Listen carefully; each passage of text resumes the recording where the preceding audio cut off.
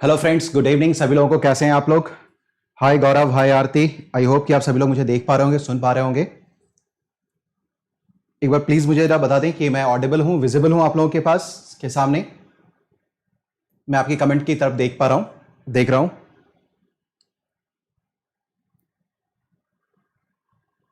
Okay, good, great. Good evening everyone. Hi Mahima, hi चाहत, हाय मौसम, Meenakshi, deepest words, okay.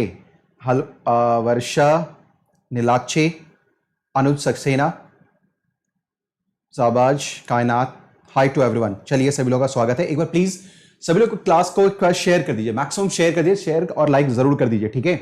जैसा कि मैंने आप लोगों से बताया भी था कि अभी अपनी जो क्लास है आर्ट एंड कल्चर की 2020 को लेकर के वो क्लासेस हो नहीं पाई थी, तो कल्चर स्पेसिफिक होकर भी हम लोग को बात करना था। जो हमने जब हम लोग का एज प्रोग्राम लॉन्च हुआ था तो हमने कहा भी था कि हम लोग एज को शुरू करेंगे, आर्ट एंड कल्चर को शुरू करेंगे, लेकिन आर्ट एंड कल्चर शुरू हो नहीं पाया था। तो अभी मुझे लगा कि ये फिलर है जिसको कि हमें फिल कर देना चाहिए फटाफट, क्योंकि 2020 का एग्जामिनेशन अभी आपके बिल्कुल नजदीक आ रहा है। लेकिन ऐसा नहीं है कि जो आर्ट एंड कल्चर की क्लास है वो केवल 2020 के बच्चों के लिए ही उपयोगी होगा, बल्कि ये 2021, 22, 23 कभी भी आप पेपर देंगे तब भी ये उतना ही ज्यादा रेलेवेंट होगा। रीजन इसके पीछे क्या है कि ये जो आर्ट एंड कल्चर का जो मैक्सिमम सेक्शन है ना, जो पोर्शन है, वो क्या है, स्टैटिक नेचर का है, स्टैटिक नेचर का। अगर आपने इसके बारे में थोड़ी सी समझ विकसित कर ली है तो ठीक है, ये कभी भी आपके काम आ सकता है। ये वैसे फैक्ट है जिसमें कोई बदलाव नहीं होगा। अगर मैं बात करूं कि बौद्ध धर्म की स्थापना महात्मा बुद्ध ने करी, तो 2023 में भी यही बात रहनी है जो 2020 में होनी है, ठीक है। तो आर्ट एंड कल्चर का जो मैक्सिमम पोर्शन है ना, मैक्सिमम पोर्शन वो स्टैटिक नेचर का है, ठीक है। तो इसलिए आप 2022 वाले हो, 23 वाले हो, हार्डली मैटर करता है, बिल्कुल हार्डली मैटर करता है। ये सबके लिए उतना ही उपयोगी होगा जितना कि 2020 वालों के लिए है। अभी बस ये है कि हम यहां पर कुछ सिलेक्टेड पोर्शंस को आपको पढ़ाएंगे जहां से अक्सर क्वेश्चन देखने को मिलते हैं आपके एग्जामिनेशन में, यूपीएससी के प्रिलिमिनरी एग्जामिनेशन में, प्रारंभिक परीक्षा में, ठीक है। जैसे अगर मैं बात करूं आपसे तो आप देखेंगे क्या कि एक जो रिलीजन का एस्पेक्ट है, जो धर्म है, वो बहुत इंपॉर्टेंट होता है। धर्म से अक्सर सवाल आपके एग्जामिनेशन में पूछे ही जाते हैं, ठीक है। और ये कॉन्साइड करता है हिस्ट्री से भी, क्योंकि आप जानते हैं कि जो आर्ट एंड कल्चर है वो मेजरली हिस्ट्री का ही पोर्शन होता है। तो आप देखेंगे यहां से प्रश्न आपको देखने को जरूर मिलेगा। तो अभी हम लोग काम करेंगे क्या कि जो फोकस एरिया हो सकता है, जहां से अक्सर सवाल पूछे जाने की संभावना होती है, हम उन्हीं टॉपिक्स को करेंगे, क्योंकि समय भी हमारे पास कम रह गया, टाइम का कंस्ट्रेंट है। बट फिर भी हम लोग इसको क्या करें, एक यूजफुल सेशन बनाने वाले हैं, जिसकी वजह से कि आपके एग्जामिनेशन में यहां से प्रश्न आपको देखने को मिले। इसलिए मैंने पहले जो आइडेंटिफाई किया है आपके आर्ट एंड कल्चर के पोर्शन के लिए, वो क्या है, रिलीजन को। रिलीजन अगर हम लोग बात करें तो रिलीजन में हमें बात करना होगा, इनफैक्ट अगर हम चाहें करना तो हमें इंडस वैली सिविलाइजेशन में भी रिलीजन दिखाई देता है, धर्म दिखाई देता है। हमें वैदिक एज में भी धर्म दिखाई देता है। लेकिन हमने शुरुआत करी है 6th सेंचुरी बीसी से, 6ठी शताब्दी ईसा पूर्व से, जब देखेंगे कि एक धार्मिक आंदोलन पूरा पूरा 6ठी शताब्दी ईसा पूर्व में दिखाई देता है, जो कि वैदिक धर्म की प्रतिक्रिया के फलस्वरूप हमें दिखाई देता है। और इस समय लगभग 62 नास्तिक संप्रदायों की उत्पत्ति होती है, लगभग 62 हेटेरोडॉक्स जो सेक्ट्स होते हैं उसका इमरजेंस होता है। इन जो 62 नास्तिक संप्रदाय हैं, जो हेटेरोडॉक्स सेक्ट्स है, उसमें दो डोमिनेट करता है, बुद्धिज्म और जैनिज्म, यानी कि बौद्ध धर्म और जैन धर्म। लेकिन इसके अलावा भी बहुत सारे मटेरियलिस्टिक फिलॉसफी भी हैं, जैसे चारवाक फिलॉसफी भी है, जो इस पीरियड में आपको देखने को मिलेगा। लेकिन मेजरली अभी हम लोग अगर बात करें तो हमें बौद्ध धर्म और जैन धर्म के बारे में 6ठी शताब्दी ईसा पूर्व में देखना होगा, ठीक है। इसके बाद फिर हम आगे बात करेंगे आपसे, फिर हम बताएंगे कि एंशिएंट इंडिया में जो एंशिएंट पीरियड है उसमें कौन कौन सा जो आपका जो कालखंड है, जो टाइम पीरियड है, जहां पर मैं आपके लिए जो रिलीजन का जो एस्पेक्ट है वो एग्जामिनेशन के पॉइंट ऑफ व्यू से इंपॉर्टेंट होता है, हम उसकी भी चर्चा करेंगे। हम मेडिवल तक भी जाएंगे रिलीजन को लेकर के, और इनफैक्ट हम मॉडर्न इंडिया में भी जाएंगे रिलीजन को लेकर के। मैं फिर बताऊंगा आपको, अभी मैं सीक्रेट डिस्क्लोज नहीं कर रहा हूं, लेकिन मैं बताऊंगा कि वहां से भी सवाल पूछे जाते हैं, कौन कौन से हैं। तो आपको बस मैं थोड़ा हिंट कर दूं कि आप देखिए सामाजिक धार्मिक आंदोलन होता है, उस दौरान भी बहुत सारे ऐसे जो आपके धर्म थे, जो रिलीजन था, आप देखेंगे जहां पर मैं एक तरीके का बैकवर्ड मूवमेंट आपको दिखाई देगा, बैकवर्ड मूवमेंट, पाश्चात्य जो आप देखेंगे एक ट्रेंड दिखाई देता है, उसके बारे में भी हम लोग चर्चा करने वाले हैं, जैसे कि अहमदिया आंदोलन एक्सेट्रा के बारे में। तो ये सब हम लोग एक पूरा का पूरा जो है रिलीजन का जो एस्पेक्ट है ना, वो हम एंशिएंट, मेडिवल एंड मॉडर्न, क्योंकि आर्ट एंड कल्चर है, तो इन सारे को हम लोग कवर करने वाले हैं। और ये वो सेक्शंस हैं जहां से आपको अक्सर एग्जामिनेशन में प्रश्न देखने को मिल रहा है। तो मैं समझता हूं कि ये जो सेशन हम लोगों ने अभी मैंने शुरू किया है वो आपके लिए बहुत ही सार्थक होने वाला है, उपयोगी होने वाला है। So it is beyond any doubt, it is going to be very fruitful session for you people and the people who are appearing for 2020 prelims examination that is going to happen in on 4th of October, यानी कि 4 अक्टूबर को जो परीक्षा होने वाली है उसके लिए बहुत ही इंपॉर्टेंट होने वाला है। तो इसलिए मैं चाहूंगा कि आप जितने भी लोग हैं प्लीज इसको लाइक और शेयर मैक्सिमम कर दीजिए, मैक्सिमम कर दिए। एक बार मैं आपकी संख्या को देख लूं ताकि मेरा भी कॉन्फिडेंस बूस्ट हो जाए, फिर हम लोग क्लास को स्टार्ट करते हैं। करूं, देख लूं आप लोगों को कि आप लोग कितने लोग आ चुके हैं, ठीक है। So let me have a look on that. So 142 people, good, great one. So आप लोग 142 लोग आ चुके हैं, गुड, ग्रेट। सो सभी लोग प्लीज नंबर को थोड़ा इंक्रीज कर लीजिए, फिर हम लोग बात करना शुरू करेंगे। सो सभी लोग प्लीज नंबर को इंक्रीज कर लीजिए। हाय रूपाश्री रानी, ओके, अजय कुमार, सोनू, लकी, सुचित्रा, नितिन सिंघानिया की बुक से, हाँ केशव लक्षर, आप बिल्कुल नितिन सिंघानिया सर की किताब को पढ़ लीजिए, कोई इशू नहीं है।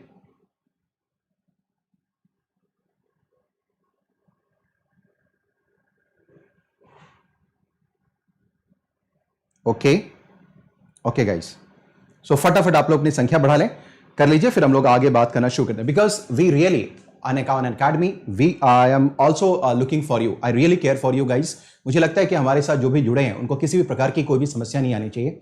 हम सारी चीजों को इंटीग्रेट करके चलते हैं, क्योंकि हमारा जो प्लेटफॉर्म है वो एक विविड प्लेटफॉर्म है, डाइवर्सिफाइड यहाँ पे चीजें होती हैं। यूट्यूब भी हमारे पास है, प्लस भी हमारे पास है, स्पेशल क्लासेस भी है, तो हम लोग इंटीग्रेट करके सारी चीजों को लेकर चलते हैं ताकि हमारे बच्चों को कोई भी परेशानी ना हो। आइए हम लोग फिर आगे अपनी बात को बढ़ाना शुरू करते हैं, ठीक है। लेकिन उससे पहले मैं छोटा सा थैंक यू वेरी मच कि आप लोगों ने काफी दिनों के बाद इतना सपोर्ट किया है और इस नंबर को प्लीज इंक्रीज कर दिए। 154 इज नाइस एनफ, अभी गुड एनफ, अभी हमने अभी स्टार्ट किया और आप लोग 154 हैं, दैट इज गुड एनफ, ठीक है। मुझे इट्स अच्छा लग रहा है कि आप लोग हैं, आप लोग समझ पा रहे हैं। अब मुझे लग रहा है कि हाँ आप लोग अभी जरूरत के हिसाब से अपनी पढ़ाई लिखाई कर रहे हैं, गुड वन। सो इसलिए मुझे काफी अच्छा भी लग रहा है कि जो लोग पेपर दे रहे हैं वो सीरियस स्टूडेंट्स अभी हमारे साथ जुड़ रहे हैं। तो आइए हम लोग बात करना शुरू करेंगे आपके बारे में जो मैं बता रहा था आपको। सो आर्ट एंड कल्चर के बारे में हम लोग को बात करना है, ठीक है। मैं आपको बताता चलूंगा हर एक दिन के बारे में। अभी तो मैंने सैटरडे संडे फिक्स किया है, लेकिन मैं आप लोगों को एक बात और भी बता दूं कि वीक डेज में भी जब भी मेरे पास टाइम मिलेगा, एक दो क्लासेस में हो सकता है ले लूं, क्योंकि मेरा ये टारगेट है कि आपका किसी भी तरीके से जो मेजर पोर्शन है, जो इंपॉर्टेंट सेक्शन है, उसको मैं कवर करवा दूं 2020 के एग्जामिनेशन के लिए, ठीक है। तो आप लोग थोड़ा सा हमेशा अवेयर रहिएगा। और दूसरी बात है कि अपना जो अनअकैडमी यूपीएससी का जो चैनल है, इसको लाइक और सब्सक्राइब जरूर कर लीजिए, ठीक है ना। बिल्कुल सब्सक्राइब करके रखिए ताकि जो भी एक्टिविटी होगी वो आप तक पहुंचती रहिए, ठीक है। So art and culture, great guys. जो लोग मुझे नहीं जानते हैं, the people who are not knowing me, जो मुझे नहीं जानते उनके लिए, so I have this much of experience, 10 years of experience, right. And तमाम चीजें यहाँ आपके पास, आप इसको देख पा रहे होंगे, ठीक है। और आज रात के 9 बजे 9 PM पे, अभी अगर हम लोग बात करें 9 PM पे, अभी आज भी हमारी क्लास होने वाली है पॉलिटी एंड गवर्नेंस की master series ultra critical topics. ये बिल्कुल फोकस किया जा रहा है 2020 के बच्चों के लिए, जिन लोगों ने पढ़ाई कर ली है तो उनके लिए बिल्कुल ब्रशअप का ये समय है। और यहाँ पे ये वो टॉपिक्स हैं जहां से प्रश्न आपके एग्जामिनेशन में पूछे ही जाएंगे, इस बात को आप जान लीजिए, ये वो टॉपिक्स होंगे। सो अल्ट्रा क्रिटिकल टॉपिक्स, आप नाम से देख पाएंगे, these are ultra critical topics, ultra critical topics हैं, मास्टर सीरीज ऑफ दैट, ठीक है। एंड आई एक्सपेक्ट कि आप इसको भी देख लेते हैं। तो यहाँ आप जिन लोगों का थोड़ा सा पॉलिटी थोड़ा छूट गया है, जो बहुत अच्छी तैयारी में नहीं है, तो कम या बहुत अच्छा करंट में आपने अगर पढ़ाई लिखाई नहीं करा है, तो आप इस सीरीज को ज्वाइन कर लीजिए। 10 से 12 दिन के अंदर आपका सारा का सारा जो पॉलिटी है, जो 18 महीने का लगभग जो करंट अफेयर्स होगा, उसको हम लोग यहाँ कवर करने वाले हैं। सो आज भी रात में 9 बजे चलेगा ये अपना polity and governance master series ultra critical topics. Last class में जो मैंने बात किया था वो था सिटीजनशिप के ऊपर। सिटीजनशिप में हमने जो बात करी थी वो आपको मैंने बता दिया है कि उसमें हमने बात करा था सिटीजनशिप अमेंडमेंट एक्ट के ऊपर, हमने बात किया था एनपीसी के ऊपर, एनआरसी के ऊपर, हमने बात किया था इनर लाइन परमिट के ऊपर, हमने बात किया था असम अकॉर्ड के ऊपर, और इसके अलावा ओसीआई के ऊपर में। ये तमाम जो चीजें हैं जो कि पूरे 1.5 साल के अंदर हम देखें तो लगभग वो 1.5 से 2 साल के अंदर आप देखेंगे पूरा न्यूज में छाया हुआ था। और इसलिए मुझे उम्मीद है कि यहाँ से प्रश्न आपके एग्जामिनेशन में जरूर होगा। इसलिए ये मेरा ये जो टॉपिक था लास्ट क्लास में हुआ। उससे पहले जो पहली क्लास हुई थी वो इलेक्शन और रिप्रेजेंटेशन ऑफ पीपल्स एक्ट को लेकर हुआ था, जहां से भी अक्सर आप देखेंगे कि मोर ऑफन आपके एग्जामिनेशन में सवाल आता भी रहता है। और आज का टॉपिक रात के 9 बजे डिस्कस करेंगे। So it's a secret one. So आज चलते हैं आगे हम लोग। So this is my world history class on Plus. Don't forget to join this, ठीक है। और आप देख पा रहे हैं ये लाइव क्लासेस हमारे पास हैं, टेस्ट सीरीज हैं, क्विजेस हैं, डाउट क्लियरिंग सेशंस होता है, ठीक है ना। आपको बस याद रखना है कि ये कोड है मेरा, दिस इज कॉल्ड पावर 10। इस कोड को अप्लाई करके आप प्लस के प्लेटफॉर्म को ज्वाइन भी कर सकते हैं, ठीक है ना। This is my course. और जो न्यू बैच है, बिल्कुल एब्सोल्युटली न्यू बैच, जो लोग बिगिनर्स हैं उनके लिए 14 सितंबर से बिल्कुल फ्रेश बैच शुरू हो रहा है, फाउंडेशन बैच शुरू हो रहा है। फाउंडेशन बैच 14 सितंबर से बिल्कुल फाउंडेशन बैच है, देर मत कीजिए, एकदम बिल्कुल ज्वाइन कर लीजिए। काल करे सो आज कर, आज करे सो अभी, फाउंडेशन बैच है, ठीक है ना। अगर आपने यूपीएससी के बारे में सोच लिया है तो आपको कबीर जी की इस बात को हमेशा याद रखना चाहिए, कल करना है सो आज करो, आज करना है सो अभी करो, ठीक है ना। If you think of this UPSC, because इसके लिए टाइम आपको चाहिए, बहुत ज्यादा इंटेलिजेंस की जरूरत नहीं होती है, लेकिन टाइम आपको निश्चित तौर पर चाहिए। So don't forget this code. आप इस कोड को के थ्रू आप अनअकैडमी के प्लेटफॉर्म को ज्वाइन कर सकते हैं। और पूरा फाउंडेशन बैच है, सारी चीजें आपको एक साथ यहाँ पढ़ाई जाएंगी, हिस्ट्री, ज्योग्राफी, पॉलिटी, इकोनॉमी, तमाम चीजें, पूरा साल भर का ये कोर्स होगा, ठीक है। आज ये आगे हम लोग बात करते हैं बुद्धिज्म के ऊपर, ठीक है। सो बुद्धिज्म के ऊपर हम लोग बात करना है आज, बुद्धिज्म, राइट, बुद्धिज्म के ऊपर, ठीक है। अब ये देखिए क्या है कि मैं आपको अभी बता रहा था थोड़ी देर पहले ही कि है क्या कि छठी शताब्दी ईसा पूर्व में, जो 6th सेंचुरी बीसी है, आप ये जान रहे होंगे, छठी शताब्दी ईसा पूर्व है। छठी शताब्दी ईसा पूर्व में वैदिक धर्म के प्रति थोड़ा मैं बैकग्राउंड बना दूं आपको ताकि आप चीजों को समझ पाए। जो वैदिक धर्म है उसकी प्रतिक्रिया के फलस्वरूप एक पूरा का पूरा एक प्रतिक्रिया होती है, धार्मिक प्रतिक्रिया होती है।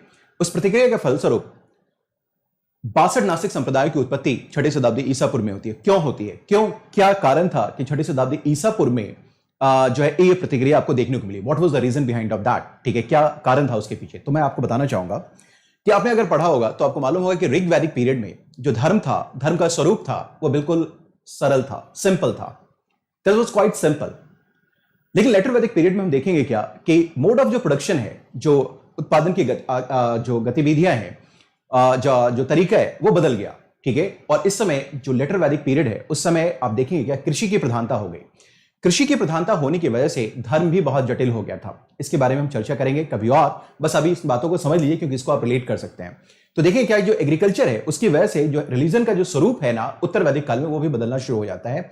और इस समय आते आते जो जटिलताएं हैं वो बहुत ज्यादा धर्म में क्रेप कर जाएंगे, ठीक है। उसका कारण मैं थोड़ा सा ब्रीफ कर ही दूं ताकि आपके दिमाग में कोई डाउट ना रहे, थोड़ा सा मैं क्लियर कर ही देता हूं आप लोगों को। तो ये देखिए आप क्या है कि जो ऋग वैदिक पीरियड है, मैं आपको बता दूं थोड़ा सा एक minute.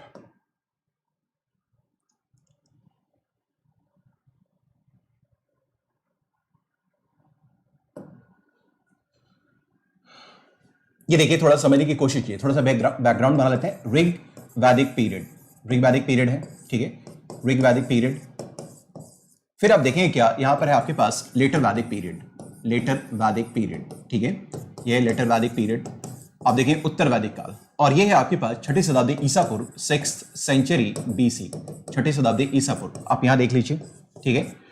Rig Vedic period, later Vedic period and 6th century BC.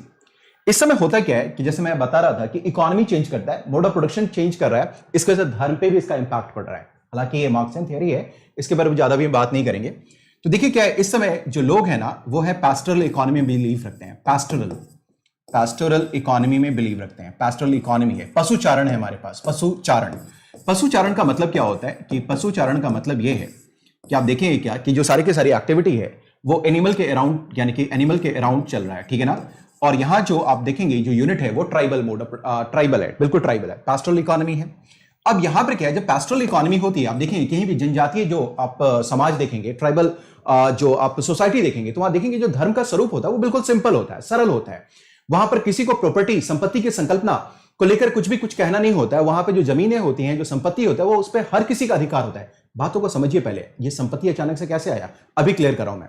तो यहां देखेंगे जो है धर्म है हमारे पास, जो रिलीजन है वो क्या है, वो सिंपल है। जो धर्म है वो क्या है, सिंपल है, क्योंकि यहां पर संपत्ति की संकल्पना नहीं है। उत्तर वैदिक काल में, फटाफट मैं आपको थोड़ा सा समझा दूं, उत्तर वैदिक काल में आप देखेंगे क्या कि यहां पर जो है, जो लेटर वैदिक पीरियड में वो एग्रीकल्चर इकोनॉमी में डोमिनेट करेगा, एग्रीकल्चर, ठीक है। क्यों करेगा भैया, क्यों करेगा, इसके पीछे का कारण समझिए। दरअसल क्या है कि अब आपके पास लैंड आ गया और इसके अंदर हम देखेंगे कि संपत्ति की संकल्पना, यानी कि जो कंसेप्ट ऑफ प्रॉपर्टी आ गया, संपत्ति की संकल्पना आ गई, प्रॉपर्टी का कंसेप्ट आ गया एग्रीकल्चर के अंतर्गत। अब यहां पर में जो भी लड़ाइयां हो रही हैं वो किसके लिए हो रही हैं, जमीन को लेकर हो रही हैं, क्योंकि अब जिसके पास जमीन होगी वो एग्रीकल्चर करेगा, वो समृद्ध होगा, वो धनी होगा, वही व्यक्ति होगा। तो अब एग्रीकल्चर लैंड को लेकर के यहां पर लड़ाइयां होनी शुरू हो गई। पहले यहां पर पैस्टोरल इकोनॉमी था तो पशुओं के लिए लड़ाइयां होती थी, अब यहां पर जमीन के लिए लड़ाइयां शुरू हो जाएंगी, जमीन के लिए, ठीक है, जमीन के लिए हो गया। तो हर कोई चाहेगा कि मैक्सिमम प्रॉपर्टी उसके पास है, संपत्ति उसके पास है, धन उसके पास है। तो इस प्रक्रिया में जैसे ये एग्रीकल्चर लैंड का कंसेप्ट आ गया, तो जितने भी लोग रहेंगे, हर कोई लोग का मतलब क्या है, जो समाज के जितने भी वर्ग रहेंगे, वर्ग होंगे, वो सारे के सारे लोग क्या करेंगे, संपत्ति का सरप्लस जो होगा वो अपने पास लाने की कोशिश करेंगे। आप देखिए इस समय वर्ण व्यवस्था स्थापित हो गई उत्तर वैदिक काल में। ब्राह्मण, क्षत्रिय, वैश्य और शूद्रास, ये आपको दिखाई देंगे, ये आपको शूद्रास दिखाई देते हैं, 4 लोग दिखाई देंगे, ब्राह्मण, क्षत्रिय, वैश्य और शूद्रास दिखाई देंगे। अब ये जो ब्राह्मण है इनका काम क्या है, पढ़ने पढ़ाने का काम है। क्षत्रिय का काम क्या है, छत्र उठाना और पूरे समाज की क्या करना, रक्षा करना। जो वैश्य का काम है वो प्रोडक्शन का काम है, उत्पादन में संलग्न है ये। उत्पादन में संलग्न है, प्रोडक्शन का काम करेंगे ये। और जो शूद्रास है ना, ये सर्विस प्रोवाइडिंग क्लास है। अब ये देखिए, समझने की कोशिश करते हैं हम लोग, फटाफट इसको समझ लेते हैं हम लोग, समझने की चेष्टा करते हैं। देखिए होता क्या है, जो वैश्य है वो प्रोडक्शन में लगा हुआ, उत्पादन में लगा हुआ है। ये क्या है, उत्पादन में लगा हुआ है, उत्पादन प्रोडक्शन में लगा हुआ है। तो इसके पास तो पैसा होगा ही होगा। मेरी बात समझने की कोशिश कीजिए, उत्पादन करेगा, इसके पास पैसा होगा ही होगा, ठीक है। अब जब इनके पास पैसा आ गया तो ये क्या करेगा, एक तरीके से, एक प्रकार से, अभी कर बिल्कुल स्थापित नहीं हुआ है, लेकिन क्या होगा कि राजा के पास अब कुछ टैक्सेस जाने शुरू हो जाएंगे, but that is not in true sense tax. Kshatriya क्या होगा, जब इनकी रक्षा करेगा तो इसके पास भी उत्पादन का कुछ हिस्सा चला जाएगा। शूद्र इन तीनों की सेवा करता है तो इसको भी उत्पादन में कुछ हिस्सा मिल जाएगा। अब बच गई ये ब्राह्मण देवता। ये ब्राह्मण देवता क्या करेंगे, ठीक है ना, ब्राह्मण देवता ऐसा क्या कर रहे हैं कि भाई उत्पादन में इनको शेष मिलेगा, अधिशेष मिलेगा। तो आप यह गौर कीजिए कि जो ऋग्वैदिक पीरियड है, यहां पर सिंपल क्या था, धर्म था, सरल था, सिंपल था, ठीक है। अब ब्राह्मण देवता लगा कि अब हम यहां पर जो सारी चीजें हैं वो क्या है, सरल है, सिंपल है। तो उन्होंने क्या किया, ब्राह्मण देवता ने क्या कर दिया, अपने आप को ईश्वर और जनता के बीच में, लोगों के बीच में अपने आप को स्थापित कर दिया। और उन्होंने लोगों से यह कहा कि देखो भाई, तुम्हें अगर देवता से मिलना है, देवता को तुम्हें प्रसन्न करना है, तुम्हें खुश करना है, उनका अगर आशीर्वाद लेना है, अगर तुम्हें उनकी ब्लेसिंग्स लेनी है, तो तुम्हें मेरे थ्रू जाना पड़ेगा, ठीक है ना। मैं यज्ञ करवाऊंगा, ठीक है, मैं कर्म कांड करवाऊंगा। इसकी वजह से हुआ क्या, ये जो संकल्पना थी, इकोनॉमिक्स को समझिए तो धर्म को समझ पाएंगे। इसकी वजह से होता क्या है कि उत्पादन का जो अधिशेष था उसको ग्रहण करने के लिए ब्राह्मण देवता ईश्वर और मानव के बीच में आ जाएंगे। अब यज्ञ वगैरह होना शुरू हो जाएगा, रिचुअल्स होंगे, बहुत बड़े बड़े यज्ञ किए जाएंगे, लाविश यज्ञ यहां पर परफॉर्म किया जाएगा, राजसूय यज्ञ, अश्वमेध यज्ञ, वाजपेयी यज्ञ, ऐसे यज्ञ किए जाएंगे। ताकि क्या हो जाएगा, जब ये यज्ञ करवाएंगे तो इनको जजमानी मिलेगा, और इनको जजमानी मिलने की वजह से इनको क्या मिलेगा, जो अधिशेष होगा उसमें इनका हिस्सा मिलना शुरू हो जाएगा। मेरी बात समझ पा रहे हैं। अब नतीजा क्या होगा कि जैसे ऐसी बात आने लगी कि जो अर्थव्यवस्था है, जो इकोनॉमी है, उसका हिस्सा, मैक्सिमम हिस्सा वो अपने पास लेकर के आए, मैक्सिमम हिस्सा अपने पास बटोर कर लेकर के आए, तो निश्चित तौर पे वो क्या करेंगे, धर्म को धीरे धीरे जटिल बनाना शुरू करेंगे और बहुत तरीके का सैंक्शंस लगा दिया जाएगा। सैंक्शंस किसके ऊपर में, लोगों के ऊपर में, ठीक है ना। और यही जो सैंक्शंस हैं, इसमें लोग कौन है, खास करके आप देखेंगे कि शूद्र बिल्कुल परेशान हो जाएगा, जो वैश्य है वो परेशान हो जाएगा, क्षत्रिय भी परेशान हो जाएगा, और ब्राह्मण देवता एंजॉय करेंगे, ठीक है। मेरी बात सभी लोग समझ पा रहे हैं। अब रख्यास देखिए कि क्यों लोग परेशान क्यों होंगे, ये समझने की कोशिश कीजिए। जो शूद्रास है उसको लगता है कि मेरी स्थिति तो सबसे गई गुजरी है, मैं सबकी सेवा करता हूं, लेकिन जो वर्ण व्यवस्था बनाया गया है उसमें सबसे नीचे स्थान मेरा है। वैश्य को लगता है कि सारा प्रोडक्शन का काम मैं करता हूं, सारा पैसा मेरे पास है, लेकिन जो वर्ण व्यवस्था है उसमें मेरा तीसरा हायरार्की है। और जो क्षत्रिय देवता हैं, क्षत्रिय भाई लोग हैं, उनको यह लग रहा है कि मैं यहां पर सबकी रक्षा करता हूं, लेकिन हम देखेंगे क्या कि ब्राह्मणिकल ऑर्डर में मेरा दोयम दर्जा है, दूसरा स्थान है, यानी कि सारा काम मैं कर रहा हूं, मेंटेन करने का काम मैं कर रहा हूं, सबको सुरक्षा देने का काम मैं कर रहा हूं, लेकिन जो वर्ण व्यवस्था है उसमें मेरा स्थान दूसरा है, ठीक है, ब्राह्मण देवता ऊपर है, ठीक है। तो अब इसका मतलब देखेंगे कि जो पूरा का पूरा समाज है एक्सेप्ट ब्राह्मण देवता, वो क्या है, बिल्कुल परेशान हो चुका है वर्ण व्यवस्था की वजह से। इसके अलावा आप देखेंगे कि जो महिलाएं हैं उनके ऊपर भी कई प्रकार के सैंक्शंस लगा दिए गए, जो शूद्र हैं उनके ऊपर भी बहुत प्रकार के सैंक्शन लगा दिए गए, वेदों को लेकर के, मोक्ष को लेकर के तमाम चीजें यहां पर स्थापित की जाती हैं। मोक्ष का कंसेप्ट हालांकि अभी बहुत एस्टैब्लिश नहीं हुआ है, लेकिन यह था कि परलोक की संकल्पना आ चुकी थी, ठीक है। तो क्षत्रिय, वैश्य और शूद्रास ये सारे के सारे परेशान है, महिलाएं परेशान है। अब उन लोगों को लग रहा था कि एक ऐसा धर्म हमें मिले, ऐसा कोई धर्म मिले जहां पर में जो समानता के बारे में बात करे, लोकतांत्रिक ढंग पे आधारित रहे, यानी कि हर किसी के पास वहां पर क्या लिबर्टी का स्पेस लिखा रहे, ठीक है ना, कोई जो है वहां पर हर कोई समान हो, इक्वल हो, ठीक है। यहां पर इक्वालिटी का कंसेप्ट आपको नहीं दिखाई दे रहा है। इनफैक्ट आपको मैं बता दूं कि इस समय यह भी कल्पना की गई, एक आदि पुरुष की कल्पना की गई और हायरार्की के ऑर्डर में बताया गया, जो मुख से निकला वो है ब्राह्मण, जो भुजाओं से निकला वो है क्षत्रिय, जो जंघा से निकला वो है वैश्य, और जो फिट से निकला वो कौन है, वो है शूद्रास। इसका मतलब क्या है कि आप देखेंगे पूरा का पूरा एक हायरार्की तैयार किया गया जो किसी को भी पसंद नहीं था। और इसके अलावा हम देखेंगे कि कर्मकांड भी बहुत हद तक होने लगा, रिचुअल्स बहुत ज्यादा होने लगे, और कई प्रकार के सैंक्शंस पूरे समाज के ऊपर थोप दिया गया। नतीजा होता है कि सारे लोग अब चाहेंगे क्या कि उनका जो है सो क्या हो, उनके लिए एक लेट आउट उनको मिले। और यही कारण था कि इन जटिलताओं के फलस्वरूप इस समय एक प्रतिक्रिया होती है, एक रिएक्शन होता है, एक धार्मिक प्रतिक्रिया होगी, एक रिएक्शन होगा। और यही रिएक्शन जो है धर्म के फील्ड में जो हुआ, इसको हम लोग बोलते हैं धार्मिक आंदोलन, यहां दिखाई देता है। और ये धार्मिक आंदोलन इसलिए भी हो गया कि इस समय एक दो धर्म उत्पन्न नहीं होता है, बल्कि आप देखेंगे कि इस समय कुल मिलाकर 62 नास्तिक संप्रदायों की उत्पत्ति होती है, 62, और इसमें से एक है बौद्ध धर्म और जैन धर्म। और यही वजह है कि आप जरा सोचने पर मजबूर हो सकते हैं कि देखेंगे कि जो वर्ण व्यवस्था की जो व्यवस्था थी, जिसमें हर कोई परेशान था, इसमें जो धार्मिक आंदोलन शुरू किया गया वो किसी ब्राह्मण के द्वारा शुरू नहीं किया गया। दैट वाज स्टार्टेड बाय क्षत्रिय, महावीर, बुद्धा, ये सब कौन है, दे और क्षत्रिय हैं। वो सब कौन है? क्षत्रिय हैं, ठीक है। और इन लोगों ने इस धार्मिक आंदोलन की शुरुआत की। तो मैं उम्मीद करता हूं कि आप इस बैकग्राउंड को समझ पा रहे होंगे कि 6ठी शताब्दी ईसा पूर्व में धार्मिक आंदोलन क्यों होता है, वैदिक धर्म की जो जटिलताएं थी वो क्या थी, उसके फलस्वरूप उसकी जो जटिलताएं थी उसके विरुद्ध एक प्रतिक्रिया थी, वो प्रतिक्रिया क्या थी, और कैसे आप देखेंगे कि 62 नास्तिक संप्रदायों की उत्पत्ति होती है, जिसमें 2 धर्म हमें अपने एग्जामिनेशन में पढ़ना है, विशेष रूप से बौद्ध धर्म और जैन धर्म। इतनी बातें एक बार स्पष्ट है तो फटाफट मुझे प्लीज सभी लोग बता दीजिए। Everyone just let me no. सभी लोग मुझे प्लीज बता दीजिए, सभी लोग मुझे जस्ट लेट मी नो। सभी लोगों को समझ में आ रहा है, चीजें समझ में आ रही हैं, ये व्यवस्था समझ में आ गई, बैकग्राउंड समझ में आ गया, फिर हम लोग बौद्ध धर्म जैन धर्म की तरफ मूव करना शुरू करते हैं। सो चलिए, आप लोग यूपीएससी की तैयारी करते हैं, इस बात का ध्यान रखिएगा, कहीं भी आपको व्यक्ति विशेष को लेकर कोई भी टीका टिप्पणी करने का अधिकार नहीं है, बस आपको अपनी पढ़ाई को समझने की कोशिश करनी है, ठीक है। Everyone just let me know. Hi Upendra, सभी लोग मुझे बताइए कि चीजें समझ में आ रही है, फटाफट यार संख्या बढ़ाइए प्लीज यार, ठीक है। इतना आप लोगों के लिए मैं सोचता रहता हूं हमेशा कि क्या करूं मैं अपने बच्चों के लिए, क्या करूं, और आप लोग हैं कि एकदम बिल्कुल मजे में रह रहे हैं। सो फटाफट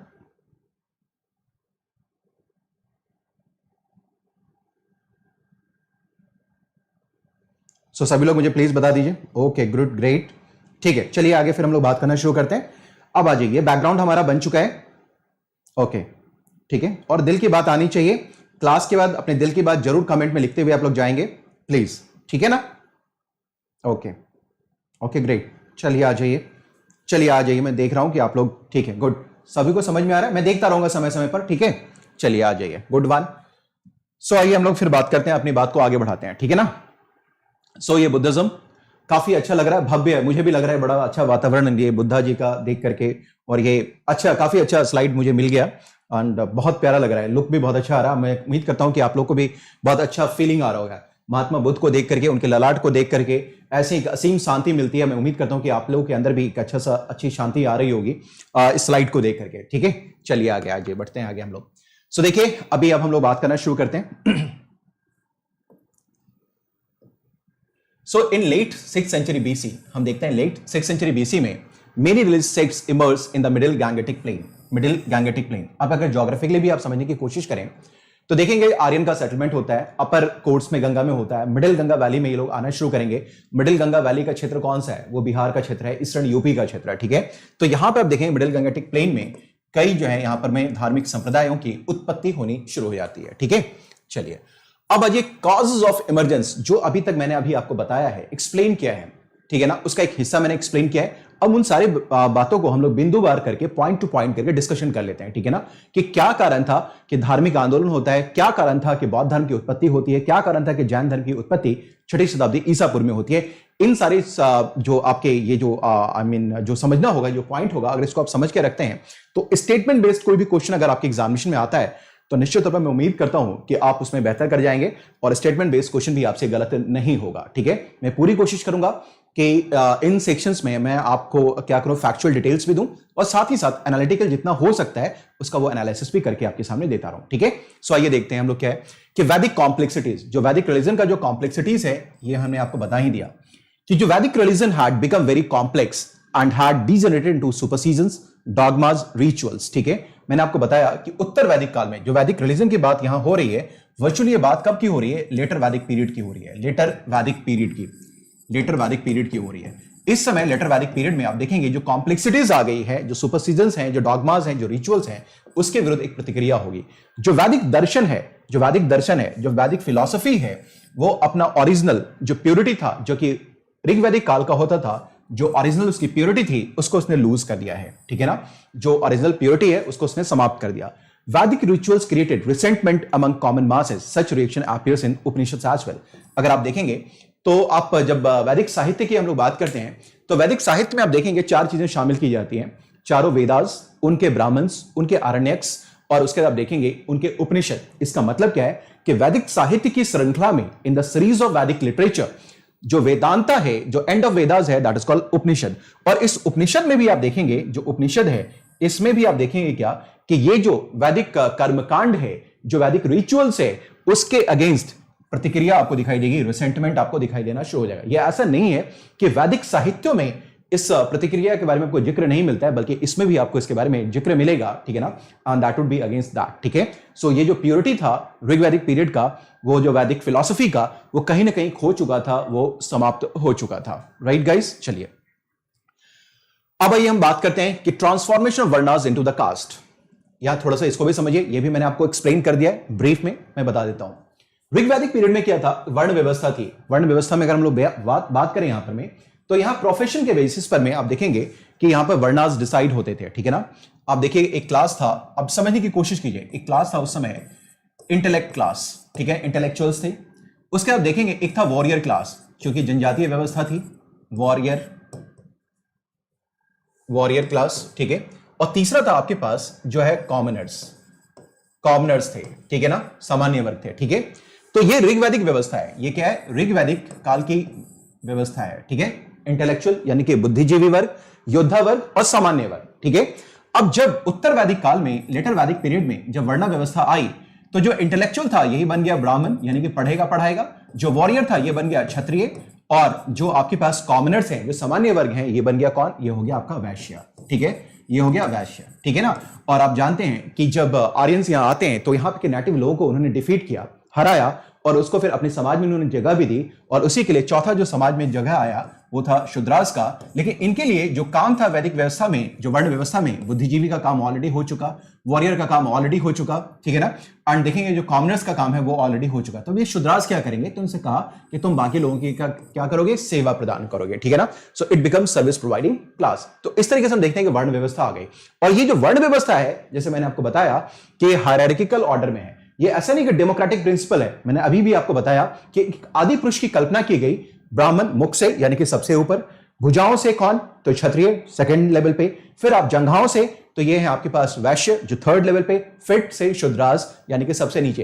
तो ये जो व्यवस्था है ये अनडेमोक्रेटिक है, और ये इगैलिटेरियन सोसाइटी के लिए वो जो है सो ठीक नहीं है। इसके अलावा आप देखेंगे क्या, तो यही बात कही, transformation of varnas into the caste. ये आप देखेंगे कि जाति में वर्ण व्यवस्था जो है अभी वो एक तरीके से कास्ट के रूप में दिखना, जबकि कास्ट की व्यवस्था अगर हम लोग बात करें तो इन ट्रू सेंस हमें गुप्ता पीरियड में से पहले थोड़ा सा उत्तर वैदिक काल में दिखना शुरू हो जाएगा, लेकिन इस समय ये कास्ट का स्वरूप लेना शुरू कर देता है, ठीक है ना। वर्ण व्यवस्था अभी भी कहते हैं चतुर्थ वर्ण व्यवस्था, लेकिन यहां पर ये बेसिकली ये कास्ट के तरीके से चीजें होनी शुरू हो जाएंगी, ठीक है। जो आप देखेंगे क्या कि इनफैक्ट पोस्ट मॉडर्न पीरियड में काफी ज्यादा इनकी संख्या बढ़ने लगती है। Supremacy of the Brahmanas created unrest in the society, यानी कि ये जो सुप्रीमेसी थी ब्राह्मणों की, ये पूरे के पूरे समाज में एक तरीके का अनरेस्ट को क्रिएट कर रहा था, ठीक है ना, यानी कि अशांति उत्पन्न कर रहा था। And Kshatriyas reacted against the Brahmanical domination, और जो दूसरे पायदान पे वर्ण व्यवस्था में जो लोग थे, ये जो क्षत्रिय भाई लोग थे, इन लोगों ने क्या किया, इसके अगेंस्ट में क्या प्रतिक्रिया दिखानी शुरू कर दी, ठीक है, ब्राह्मणिकल डोमिनेशन को लेकर के। जो लोएस्ट पोजीशन था वो शूद्रास का था, ठीक है ना, वो और भी ज्यादा दुखी था, ये बात मैंने आपको बताई। उसके बाद आप जानते हैं कि जो छठी शताब्दी ईसा पूर्व है, छठी शताब्दी ईसा पूर्व, ध्यान से एक एक बात को रखिएगा, बहुत ही इंपॉर्टेंट बात है। छठी शताब्दी ईसा पूर्व अपने धार्मिक आंदोलन के लिए तो जाना ही जाता है, साथ ही साथ भारतीय उपमहाद्वीप में जो आपके पास इंडियन सब कॉन्टिनेंट है, इसमें ये सेकंड अर्बनाइजेशन का फेज भी रहा हुआ है। पहला अर्बनाइजेशन इंडस वैली सिविलाइजेशन, यानी कि पहला नगरीय सभ्यता, सिंधु घाटी सभ्यता, और जो भारतीय उपमहाद्वीप में दूसरी नगरीय सभ्यता आपको दिखाई देगी, जो दूसरा अर्बनाइजेशन आपको दिखाई देगा, वो छठी शताब्दी ईसा पूर्व में दिखाई देगा। जब आप जानते होंगे कि जो 16 महाजनपदों की जब चर्चा की गई, तो 6 नगरों के बारे में चर्चा की गई, 6 टाउन्स के बारे में चर्चा किया गया। खैर, तो हमें ये बात नहीं करना, मुझे बस ये बताना है कि ये जो है दूसरा नगरीकरण जो हो रहा है, इसकी वजह से जो वैश्य है वो सबसे ज्यादा धनाढ़ हो गया है, रिच है, प्रॉस्पेरस है, लेकिन जो सामाजिक पदानुक्रम है, जो सोशल हायरार्की है, इसमें तीसरा स्थान होल्ड करता है, इसलिए ये बिल्कुल परेशान चल रहा है। केवल यही परेशान नहीं चल रहा है, बल्कि आप देखेंगे कि महिलाएं भी परेशान होती हैं, शूद्र परेशान है, क्षत्रिय परेशान है, यानी कि पूरा का पूरा समाज पूरे तरीके से परेशान हो चुका है। The desire of Vaishyas to improve their social position with the increase in their economic position due to the growth of trade. और अब जानते हैं कि जो व्यापार की वृद्धि हो रही थी दूसरे शहरीकरण के काल में 6th सेंचुरी बीसी में, तो इसकी वजह से उनकी जो स्थिति थी वो इन टर्म्स ऑफ मनी अगर हम लोग बात करें तो काफी सुधर गया था, काफी ज्यादा उनके पास पैसा आ गया था। अब उनको लग रहा था कि समाज में एक ऐसा समाज हो, एक ऐसा धर्म हो जहां पर उसे बेहतर सामाजिक स्थिति प्राप्त हो सके, और यही वजह था कि वैसे भी बिल्कुल परेशान चल रहे थे, जिसकी चर्चा भी हम लोगों ने करी थी। ठीक है, इसका मतलब क्या, पूरा का पूरा जो समाज है, पूरा का पूरा समाज वो परेशान चल रहा है, पूरा का पूरा समाज परेशान चल रहा है। मैंने अभी आपको कुछ देर बताया कि आप ये सोचने पे विवश हो सकते हैं, आपको सोचना चाहिए कि जो 6ठी शताब्दी ईसापुर में जो धार्मिक आंदोलन शुरू हुआ 6ठी शताब्दी ईसापुर में, उसकी शुरुआत करने वाले क्षत्रिय ही क्यों थे? वाई दीज वर क्षत्रियास, कोई और क्यों नहीं कहा? ये प्रश्न आपको सोचना है, लेकिन इसके ऊपर चर्चा भी नहीं करनी है। ये मेंस के पॉइंट ऑफ व्यू से कभी हम लोग हिस्ट्री में बात करेंगे, ठीक है। चलिए आगे आ जाइए। तीसरा पॉइंट हमने देखा, 2 पॉइंट हो गया। एक तो आपने देखा कि वैदिक धर्म की जो जटिलताएं थी उसके फलस्वरूप एक प्रतिक्रिया नजर आती है, और दूसरा हम देखेंगे क्या कि जो वर्णाज है उसका ट्रांसफॉर्मेशन होना शुरू हो गया था, जो सिंपल से था वो कॉम्प्लेक्स होना शुरू हो गया। जो तीसरा पॉइंट हमारे पास है कि आप देखेंगे कि न्यू एग्रीकल्चर इकोनॉमी दिखाई देना शुरू करता है, यानी कि नई कृषि की व्यवस्था, अर्थव्यवस्था दिखाई देनी शुरू होती है पूर्वी भारत में, ठीक है ना। इस समय होता यह है कि आप देखेंगे कि लोहे की खोज होती है, ठीक है ना, लोहे का खोज हुआ, यानी कि डिस्कवरी ऑफ आयरन। और दूसरा हम देखेंगे क्या कि जो कृषि है उसका विस्तार होना शुरू हो गया, कृषि का विस्तार होना शुरू हो गया, लोहा और expansion of agriculture. Cattle sacrifice जो हो रहा था, अब ये देखिए, अब देखते हैं कि लोहा जब मिलना शुरू हो गया तब लोहे का प्रयोग किस में करेंगे आप? लोहा आप जानते हैं, मेरी बात को ध्यान से समझिए, बहुत गौर से समझने की कोशिश कीजिए। जो लोहा होता है वो हार्ड मेटल होता है। हालांकि लोहे की खोज आपकी हो गई थी कब? तो ये हो गया था आपका उत्तर वैदिक काल में ही, उत्तर वैदिक काल में, ऋग वैदिक काल में नहीं, उत्तर वैदिक काल में हो चुका था। अब आप देखेंगे कि ये जो लोहा है उसका अभी व्यापक प्रयोग होना शुरू हो गया 6ठी शताब्दी ईसापुर में। क्यों हुआ भाई? क्योंकि आपको मैंने बता दिया है कि अर्थव्यवस्था में परिवर्तन हो चुका है, इकोनॉमी में चेंजेस आ चुका है, कृषि डोमिनेट करने लगा है। तो अब क्या हुआ? कृषि के लिए लोग क्या करेंगे? जंगलों को काटना शुरू करेंगे, डीप प्लोइंग करना शुरू करेंगे, यानी कि गहरी जुताई करेंगे, ताकि खेती में जो प्रोडक्शन हो, जिसकी प्रोडक्टिविटी हो, वो काफी ज्यादा बढ़े, गहरी जुताई होती चले। तो इन सभी की वजह से हम देखते क्या है कि लोहे का व्यापक स्तर पे इस समय यूज होना शुरू हो गया, और इसकी वजह से एग्रीकल्चर का विस्तार भी बहुत ज्यादा होना शुरू हो गया। जो एग्रीकल्चर है वो क्या है? पूरे मिडिल गैंगेटिक वैली में आप देखेंगे, मध्य गंगा घाटी में वो डोमिनेट करना शुरू करेगा, ठीक है। मेरी बात सभी लोग समझ गए? तो यहां होता क्या है कि आयरन और एक्सपेंशन ऑफ जो एग्रीकल्चर है ये बहुत ज्यादा हो रहा है। इसका मतलब क्या है कि एग्रीकल्चर डोमिनेट करने लगा। अब यहीं पे एक चीज समझिए, अगर एग्रीकल्चर डोमिनेट कर रहा है तो इस समय आपको मवेशियों की जरूरत भी पड़ेगी, कैटल की जरूरत पड़ेगी। But at the same time एक कॉन्ट्रडिक्शन अभी आएगा, एक पैराडॉक्सिकल सिचुएशन अभी है कि उत्तर वैदिक काल के बाद से यज्ञ आदि की जटिलताएं बढ़ गई। और आप जानते हैं कि यज्ञ आदि में उस समय ये कई ऐसे रेफरेंसेस देखने को मिले हैं, ये मैं नहीं कहता, कई जगह रेफरेंसेस मिले हैं जहां आप देखेंगे क्या कि यहां पर सैक्रिफाइसेस होने लगे। अब व्यापक पैमाने पर अगर सैक्रिफाइसेस अगर हो रहा है तो एग्रीकल्चर क्या होगा? से एडवर्सली इंपैक्टेड होगा, इस पे इसका क्या होगा? कुप्रभाव पड़ेगा, ठीक है। तो ये भी एक बहुत बड़ा फैक्टर था कि न्यू एग्रीकल्चर इकोनॉमी जहां पर कैटल की जरूरत हो रही थी, ठीक है ना, उसमें देखेंगे क्या वैदिक रिचुअल में इनका सैक्रिफाइस होना शुरू हो गया था, जो कृषि को कुप्रभावित कर रहा था। इतनी ही बात नहीं है, ठीक है, इतनी ही बात नहीं है। आप ये जानते हैं कि अगर आपको व्यापार करना है, व्यापार वाणिज्य को अगर बढ़ाना है, तो इस समय मनी एक्सचेंजेस होने चाहिए। साथ ही साथ मनी एक्सचेंजेस के अलावा आपके पास क्या होना चाहिए कि जो है, अगर मान लीजिए कि हर किसी के पास पैसा तो होता नहीं है, तो मैं आपसे उधार ले लूंगा, इसके बदले में मैं आपको क्या दूंगा? इंटरेस्ट पे करूंगा, ब्याज पे करूंगा, ठीक है। हुआ क्या कि इस समय कि जो व्यापारी वर्ग था वो अपने व्यापार को बढ़ाने के लिए चाहता था कि सूद पे पैसा लगाए, कोई लेने वाला हो, कुछ देने वाला हो। इसका मतलब क्या हो कि समाज में इसका सैंक्शन होना चाहिए, इसकी मान्यता मिलनी चाहिए। लेकिन जो वैदिक धर्म था उसने इसके ऊपर में सैंक्शन लगा दिया और बोला क्या कि अपवित्र कृत्य है, और कहा कि सूद पे पैसा लगाना और लेना ये दोनों ही अपराध हैं, ये धार्मिक रूप से मान्य नहीं है, जिसकी वजह से व्यापार और वाणिज्य को खतरा पहुंच रहा था। और आपने देखा कि 6ठी शताब्दी ईसापुर में केवल कृषि ही नहीं बल्कि शहरीकरण होने की वजह से, अर्बनाइजेशन की होने की वजह से व्यापार भी फ्लरिश कर रहा था। लेकिन व्यापार के रास्ते में जो ये जो सैंक्शन लगाया गया था सूदखोरी के ऊपर में, वो एक बहुत बड़ा हर्डल साबित हो रहा था, ठीक है। तो ये भी कारण था कि ये जो न्यू एग्रीकल्चर इकोनॉमी भी है इस समय क्या करेगा? एक कारण बनेगा कि एक ऐसा धार्मिक आंदोलन शुरू हो जो वैदिक धर्म के द्वारा जो डिफरेंट सैंक्शंस लगाए जा रहे हैं, जो निर्बंधन लगाए जा रहे हैं, उसको काउंटर किया जा सके, ठीक है। तो ये भी एक बहुत बड़ा फैक्टर था। चलिए आगे बात करें हम लोग। अब देखते हैं कि बुद्धिज्म, तो ये कारण थे। Buddhism based upon the teachings, life and experiences of its founder Siddhartha, ठीक है ना, Siddhartha Gautam born in this, ठीक है। तो अब आपने ये समझ लिया कि 6ठी शताब्दी ईसापुर में क्या कारण था कि धार्मिक एक प्रतिक्रिया हुई और आंदोलन की शुरुआत होती है। इसमें जो हम बता रहे थे आपसे कि 62 नास्तिक संप्रदायों की उत्पत्ति होती है, जिसमें हमें मुख्य रूप से बात करना है बौद्ध धर्म और जैन धर्म के बारे में। तो अब आइए, अब हम लोग शुरू करते हैं बौद्ध धर्म के बारे में, बुद्धिज्म के बारे में, ठीक है ना, बुद्धिज्म के बारे में।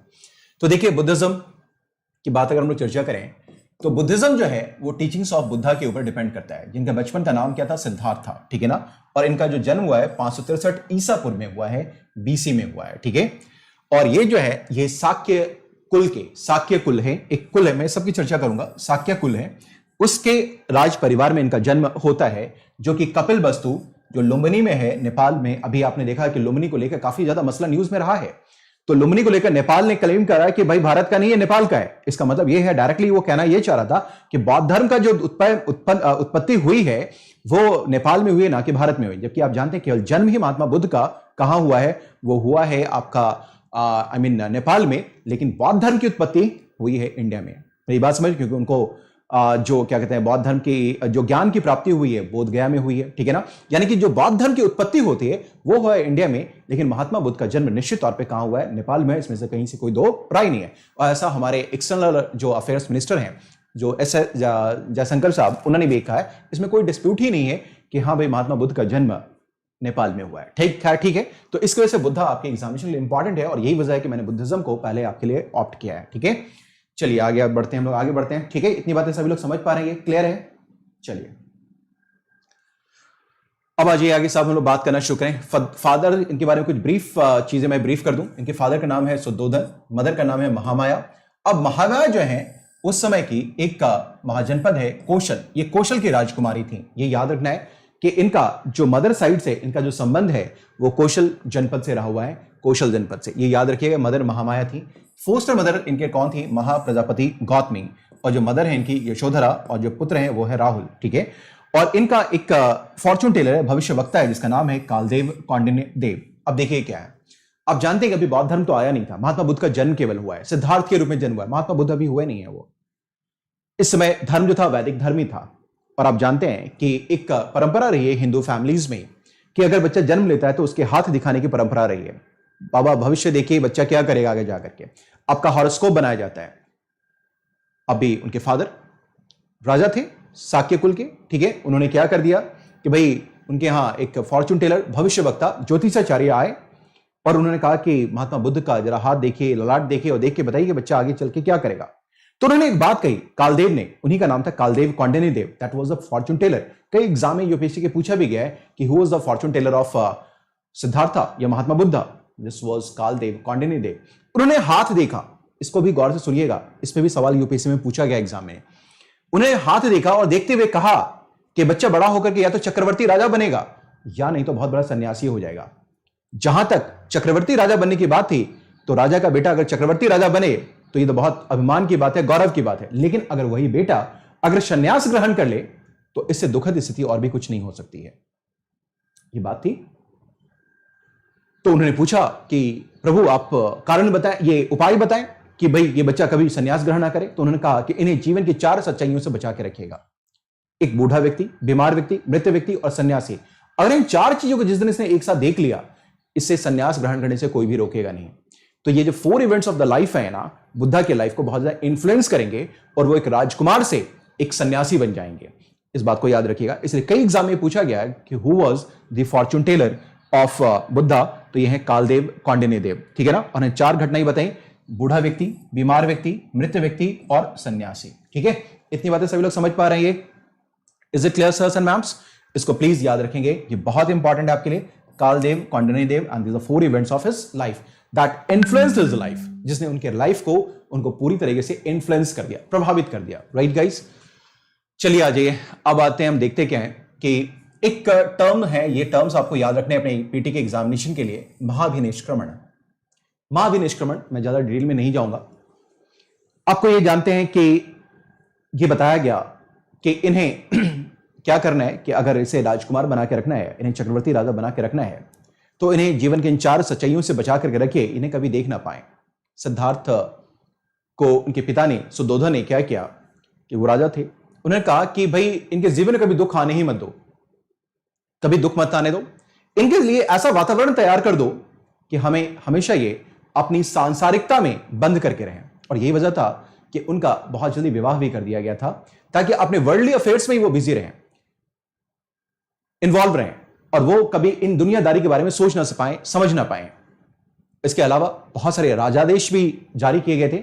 ये कहा गया था कि जब कभी भी सिद्धार्थ अगर कभी दरबार में आ जाए, तो कितना भी इंपॉर्टेंट काम क्यों ना चल रहा हो, सारे काम को स्थगित कर दिए जाएं और उनके लिए गाना बजाना, नृत्य नृत्य वगैरह का आयोजन किया जाए, सो ताकि उनके ऊपर कभी भी किसी प्रकार का प्रेशर ना पड़े, कभी उनके दिमाग पे जो कोमल मस्तिष्क है उसके ऊपर कोई दबाव ना पड़े और वो स्वच्छंद होकर के अपने जीवन में रमे रहें।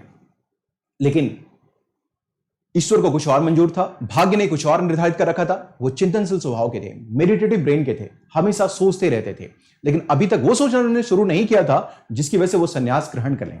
एक दिन की बात है, वो देर रात तक अपने खिड़की के सामने खड़े थे, सोचते रह रहे थे, कुछ सोच रहे थे, बहुत बेचैन था, मन बेचैन था। उम्र हो चली थी 29 साल की, विवाह हो चुका था, पुत्र की प्राप्ति हो चुकी थी, पुत्र रत्न भी उनके पास था, राहुल उनके पुत्र थे, शादी उनकी हो चुकी थी।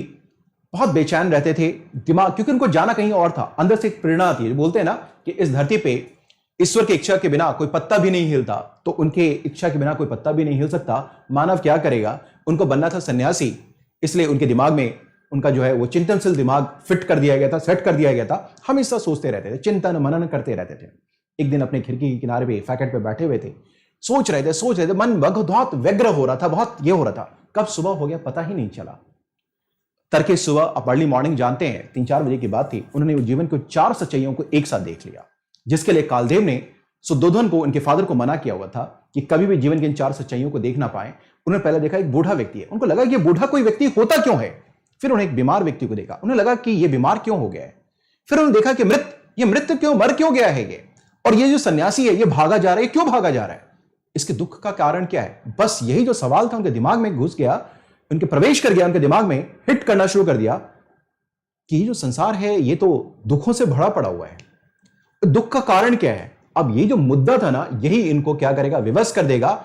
इस प्रश्न की तलाश में वो निकल जाएंगे, इसके उत्तर की तलाश में घर छोड़ देंगे 29 वर्ष की उम्र में, कि आखिर किसी को दुख होता क्यों है, दुख का कारण क्या है। इसी सवाल, एक छोटा सा सवाल है, इस बात को समझने के लिए वो क्या करेंगे, गृह त्याग कर देंगे। और बौद्ध धर्म में इस घटना को बोला गया है महाभी निष्क्रमण।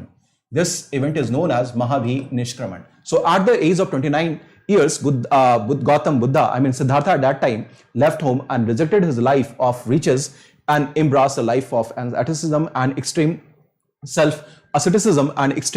self-discipline. इसका मतलब, सीधा मतलब है वो साधु सन्यासी हो गए, राजकुमार बनना छोड़ दिया और साधु सन्यासी हो गए।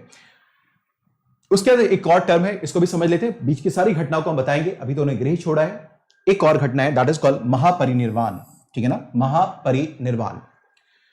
At the age of 80 years in 483 BC, ठीक है ना, कुशीनगर में, जो कि उत्तर प्रदेश में आता है, महात्मा बुद्ध की मृत्यु हो जाती है। कुशीनगर उत्तर प्रदेश में 483 BC में। बौद्ध धर्म में इस घटना को महापरिनिर्वाण कहा गया है। कई बार आपके एग्जामिनेशन में ये 2-3 स्टेटमेंट हैं, धर्म चक्र प्रवर्तन, महाभिनिष्क्रमण, महापरिनिर्वाण, ये आपको दे दिया और बोला ये कि बुद्धा के किस इवेंट से ये जुड़ा हुआ है, किस इवेंट से ये जुड़ा हुआ है। ठीक है, महाविनिष्क्रमण, महापरिनिर्वाण, और हम तीसरा ये कह रहे थे, कौन सा था, धर्म चक्र प्रवर्तन। मेरी बातें सभी लोग समझ पा रहे हैं? Is it clear sirs and ma'ams? Is it clear sirs and ma'ams? फटाफट मुझे प्लीज बताइए। तो ये 2 कुछ शब्दावली हैं जो आपको याद रखना है, जो टर्म्स हैं जो आपके एग्जामिनेशन में इंपॉर्टेंट है। चलिए अब आइए हम लोग बात करते हैं। अब देखते हैं, घर उन्होंने छोड़ दिया, महाविनिष्क्रमण हो गया, 29 साल की उम्र में उन्होंने घर छोड़ा, घर त्याग दिया, बाहर निकल गए। अब भाई बाहर निकलते हैं, आप भी बाहर निकलते हैं। आप भी जब कई बार आपने सोचिए अपने लाइफ में, आप आइए कि जब ये कोरोना नहीं था, कोविड-19 नहीं था, अनअकैडमी नहीं था, आप क्या करते थे, घर से निकले, घर से सीधे दिल्ली पहुंच गए, इलाहाबाद पहुंच गए, पटना पहुंच गए, ठीक है, अपने स्टेट कैपिटल में पहुंच गए आप। एंड लखनऊ से ज्यादा बेहतर यूपी में इलाहाबाद का माना जाता है पढ़ाई लिखाई को लेकर, just because of Allahabad university. तो आप इलाहाबाद आ गए, कुछ लोग पटना पहुंच गए, कुछ लोग दिल्ली पहुंच गए। अब आपके पास भी क्या होता है कि भाई ज्ञान प्राप्ति के लिए आप भी घर छोड़ दिए, आपका भी महाभिनिष्क्रमण हो गया, आपने घर छोड़ा, आ गए, दिल्ली पहुंच गए, मुखर्जी नगर में घूम रहे हैं, राजेंद्र नगर में घूम रहे हैं। अब गुरु की तलाश शुरू हो जाएगी। मेरी बात समझ रहे हैं? कौन ज्ञान देगा हमें? उस वक्त पवन सर तो ज्ञान देने के लिए थे नहीं, अनअकैडमी का गुरुकुल था नहीं आपके पास, ठीक है, मेरी बात समझ रहे हैं? ये तो आपको जानते नहीं थे पवन सर कौन है, अनअकैडमी क्या था, कुछ पता ही नहीं था आपको, ठीक है। तो आप इधर भटक रहे हैं, जा रहे हैं, कौन गुरु मिल जाएगा, गुरु को पकड़ लेंगे। एग्जैक्टली यही हुआ। जब महाभिनिष्क्रमण के बाद सिद्धार्थ घर से छूट निकले तो उन्होंने गुरु की तलाश करी कि ज्ञान मिलेगा। भटकते हुए सबसे पहले वो आए जिस गुरु के पास, उनका नाम है अलार कलाम, ठीक है। तो सबसे पहले वो कौन मिलेंगे? अलार कलाम से मिलेंगे। और ये जो जगह है बिहार में, एक जगह है वैशाली में, यहां आएंगे, ठीक है ना। और मेरी बात समझिए, ये भी फिर बहुत काम की बात है, ध्यान दीजिएगा। ये जो अलार कलाम साहब हैं, ये उस समय के सांख्य दर्शन के बहुत बड़े ज्ञाता थे। He was an exponent of, great exponent of Sankhya philosophy. मेरी बात समझ पा रही है? और आप जानते हैं कि उस समय धर्म का जो वजूद, जो शिक्षा का जो वजूद था, वो कैसे था कि जो ग्रंथ थे, जो ज्ञान था, जो दर्शन था, ठीक है ना, उसको रट करके अपने अंदर समाहित कर लीजिए। दिस वॉज द ज्ञान, दिस वॉज द ज्ञान। ठीक है, ज्ञान का मतलब ये था रट जाइए सारी चीजों को। अब सिद्धार्थ को याद कीजिए, सिद्धार्थ निकले क्यों थे घर से? उनके पास एक व्यवहारिक समस्या आ गई थी। उस व्यवहारिक समस्या का व्यवहारिक समाधान चाहते थे वो। He want to have a very practical solution for something that was, के दुख का कारण क्या है। और वो भटकते हुए पहुंच गए कि इनके पास वैशाली में अलार कलाम के पास, जो कि सांख्य के ज्ञाता थे, सांख्य दर्शन के ज्ञाता थे। अब ये उनके पास, गुरु जी के पास बैठ गए, पहले गुरु इनके बन गए। He was the first Guru of Siddharth after living home. जब चले गए यहां तो उन्होंने उनसे ज्ञान की बातें करनी शुरू करी, ज्ञान समझना लेना चाहते थे, लेकिन वो हमेशा सांख्य की बातें करते थे। तो दोनों के बीच में क्या होगा कि कभी सामंजस्य बन नहीं पाएगा। गुरुजी कुछ और ज्ञान देंगे, शिष्य कुछ और ज्ञान चाह रहा है, ठीक है ना। नतीजा क्या होता है कि ये लोग क्या करेंगे, सिद्धार्थ इनको छोड़ करके फिर आगे बढ़ जाएंगे, क्योंकि यहां पर उनके जो प्रश्न उनके सामने था, जो उनके मस्तिष्क को जो परेशान कर रहा था, उसके का तो आंसर मिल ही नहीं रहा था, उत्तर तो मिल ही नहीं रहा था। He was all, मतलब बोलते हैं baffled थे, कंफ्यूज, परेशान से थे कि आखिर क्या कारण है कि दुख किसी व्यक्ति को होता है। आगे निकल पड़े, लेकिन आपके लिए एक सवाल छोड़ गए कि उनके पहले गुरु कहां मिले, किस जगह पे मिले, उनका गुरु का नाम क्या था, किस दर्शन के वो ज्ञाता थे। इतनी बातें आपके एग्जामिनेशन में आपके लिए डाल दी गई, और मैं उम्मीद करता हूं कि आप इन चीजों को सब समझ रहे होंगे। ठीक है, इज इट क्लियर सर? सो समझ पा रहे हैं, ये मुद्दा समझ में आया? फटाफट एक बार जरा सा, एक बार मुझे बताएं कि हाँ चीजें समझ में आ रही हैं। एक बार जरा सा अपनी बात बता दीजिए फटाफट सर। शिखा खोलीवाल, ठीक है, चलिए इतनी बातें सभी लोग समझ पा रहे हैं? Is it okay sirs and ma'ams? फटाफट एक बार दिल वाली बात बताइए, थोड़ा आगे बात करें हम लोग। मैं देख रहा हूं आपकी तरफ सभी लोग, अमृत कुमार, मौसम कुमारी, ऋषि खत्री, एकता सिंह, शिखा कोलीवाल, प्रेमलता, सभी लोग मुझे प्लीज एक बार बताएं फटाफट, जरा क्विक रिस्पांस दीजिए। ओके जी सर, क्लियर है। Sanjay Nandi, Labha Kumar, Indrajit,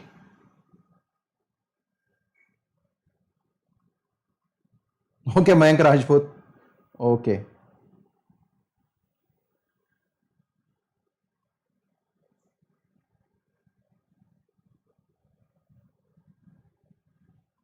thank you Rahul,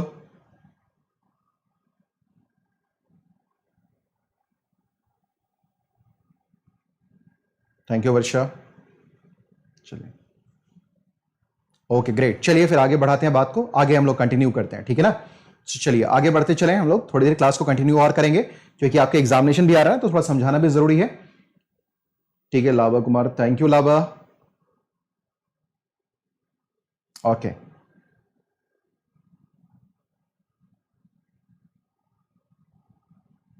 great good, okay ठीक है। लाइक और शेयर करते रहिए, ठीक है ना। जितने भी लोग हैं प्लीज लाइक और शेयर जरूर कीजिएगा। सभी चीज बताएंगे, सभी बात बताएंगे अभी। हिमांशु, जगदीश, सभी कुछ बात बताएंगे, सारी चीजें अभी होंगी, बस थोड़ा सा चलें। गुड ग्रेट, चलिए आ जाइए। सो ये हो गया साहब फर्स्ट गुरु अलार कलाम, ठीक है ना। अब ये देखते हैं साहब कि अब ये फिर आगे मूव करेंगे। जब आगे बढ़ेंगे तो इनके साथ कई ब्राह्मण भी, 5 ब्राह्मण होंगे, वो भी इनके साथ चलेंगे ज्ञान प्राप्ति के लिए। ये 5 ब्राह्मण जानबूझ के स्पेसिफाई कर रहा हूं, फिर दोनों के रास्ते अलग हो जाएंगे। महात्मा बुद्ध कहीं और, 5 ब्राह्मण कहीं और निकल लेंगे, ठीक है। फाइनली थकते हारते हुए महात्मा बुद्ध पहुंचेंगे कहां, बोध गया में, जो कि बिहार में है, ठीक है ना। बिहार के अंदर है बोध गया, ठीक है। यहां उन्होंने क्या किया, बैठ गए, क्या करते हैं 49 दिन के कंसेक्यूटिव डे ऑफ मेडिटेशन पे, ठीक है। Gautam Buddha attend Bodhi, Bodhi that is called enlightenment, ज्ञान अंडर अ पीपल ट्री। ये सारी चीजों को याद रखना है, ठीक है, ठीक है। एट बोध गया इन बिहार, ठीक है ना। और जो नदी थी जिस किनारे इनको मिला था ज्ञान, वो थी निरंजना नदी, निरंजना। इस नदी को भी याद रखेंगे, on the bank of river Niranjana. और शायद यहां मिसिंग हो गया, दिख नहीं रहा है, निरंजना, ठीक है। निरंजना नदी के किनारे पीपल वृक्ष के नीचे इन्हें ज्ञान की प्राप्ति 49 दिन के बाद बोध गया में होती है, ठीक है ना। सो ही बिकम्स बोधि। बोधि का मतलब यानी कि जब उनको बोध का ज्ञान हो गया, बोध का मतलब होता है नॉलेज, जिसको बोध हो गया, ज्ञान मिल गया, ठीक है। तो इनको जब ज्ञान मिल गया तब ये क्या हो जाएंगे वहां पर, तब इनको कहा जाए, सिद्धार्थ को कहा जाएगा बुद्धा, ठीक है। अब एक बार ये किसी एग्जाम में पूछा गया बुद्ध का मतलब क्या होता है, what you mean by the term Buddha. तो बुद्धा का मतलब एनलाइटनमेंट, जिसका मतलब था प्रज्ञावान, जिसे ज्ञान की प्राप्ति हो गई, ठीक है ना।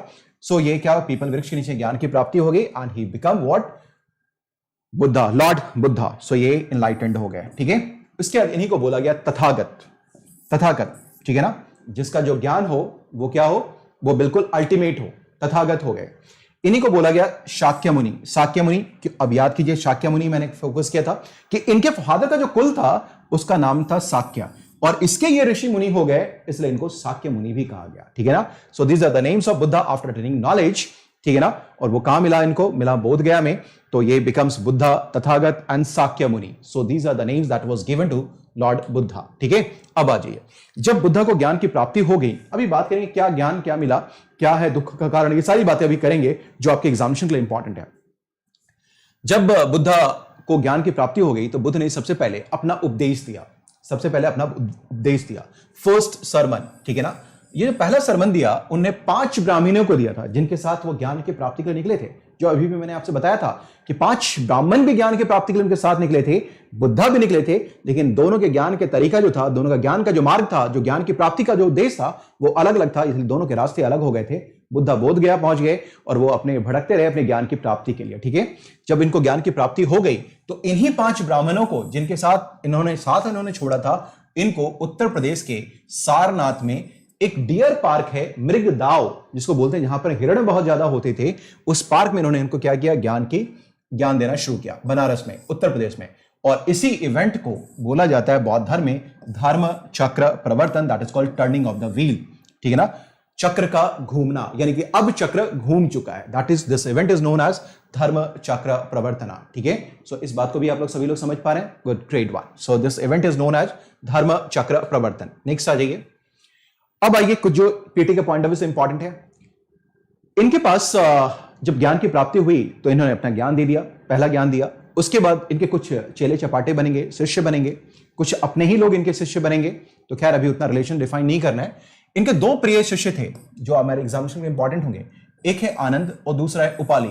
ये दोनों के दोनों हमारे लिए बहुत इंपॉर्टेंट है, आनंद और उपाली, ये दोनों हमारे लिए बहुत बेहद महत्वपूर्ण है, आनंद और उपाली, ठीक है। ये इनके 2 प्रिय शिष्य हैं, आनंद और उपाली। अब देखिए होता क्या है।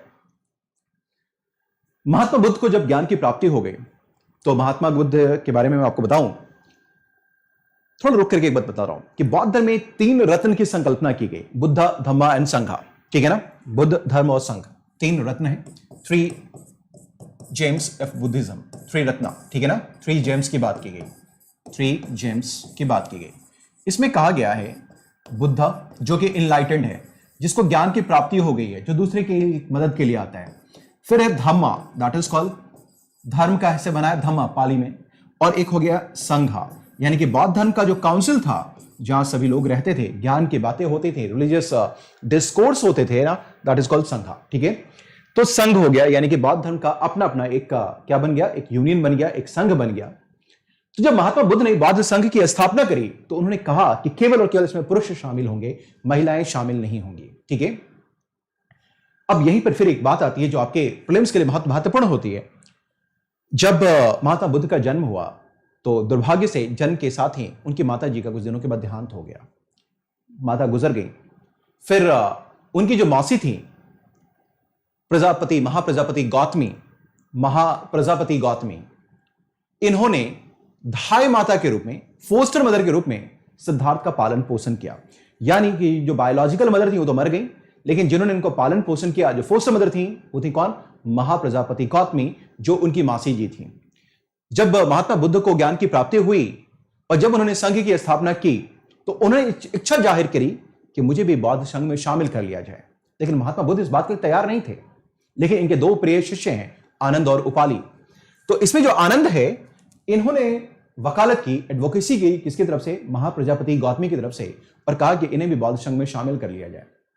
तो महात्मा बुद्ध ने आनंद को कहा कि देखो यार, ऐसा है आनंद, तुम कह रहे हो तो मैं तुम्हारी बात मान सकता हूं, लेकिन मुझे ऐसा लगता है कि अगर महिलाएं बौद्ध संघ में अगर शामिल हो गई तो जो बौद्ध धर्म 1000 वर्ष तक इस धरती पे जीवित रहेगा वो 500 साल में ही नष्ट हो जाएगा। आनंद ने रिक्वेस्ट किया, कहा कि ऐसा कुछ नहीं होगा, और उनके लगातार इंसिस्टेंस के बाद, आग्रह के बाद, महात्मा बुद्ध ने बौद्ध संघ में महिलाओं को भी अनुमति प्रदान कर दी। और बौद्ध संघ में शामिल होने वाली जो पहली महिला थी